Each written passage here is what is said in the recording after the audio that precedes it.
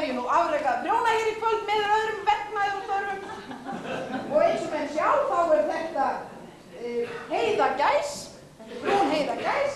Það eru hér á henni handbundnar tölur og mér þykir að vönduð flík sem þessi, hún eigi það helst skilið að fara á einhvern höfðingja sem að fer víða og kynnist mörgum og getur þá markað sett okkar heima byggð og hampað henni. Og ég ætla nú að skima hér salinn og vita hvort að það einhver nógu myndalegur, sko. Nei, þú kemur eftir greið. Og ekki þú, ert ekki að veifa hérna.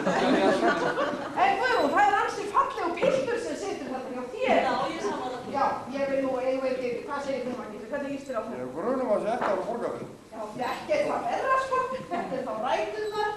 Nefnilega mér alltaf finnst þetta greita lög. Já, ég vil nú kannski biðja Ólaf Ragnar Finnsson að gjöra svo vel og koma hér og veita viðtöku þessari borgargerðar peysu sem unnin hér eins og fram hefur komið í kvöld. Takk að kella þið fyrir.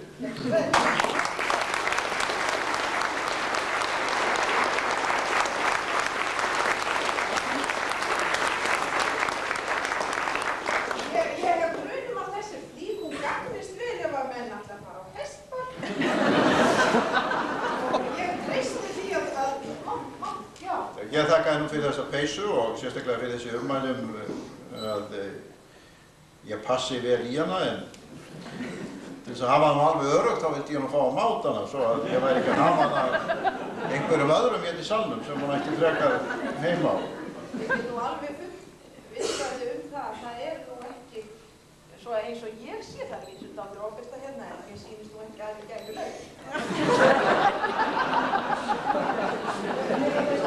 Og ég treysti því að það var aftur á Hestbakki að þó maður dekki þá bara að fara að baka.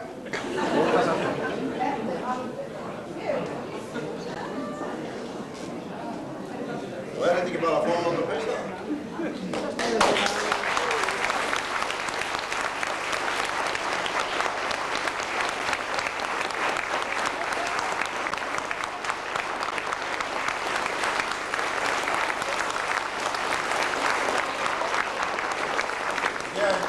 Ég þakka kærlega fyrir þessa fínu peysu og það er sjálfsagt að lofa því að fara einhvern tímann á Hestbakk á peysunni. Ég get ég glatt í mig því að því ég reið nú hérna einu sinni heila viku Borgarfjörðinn á þess að detta.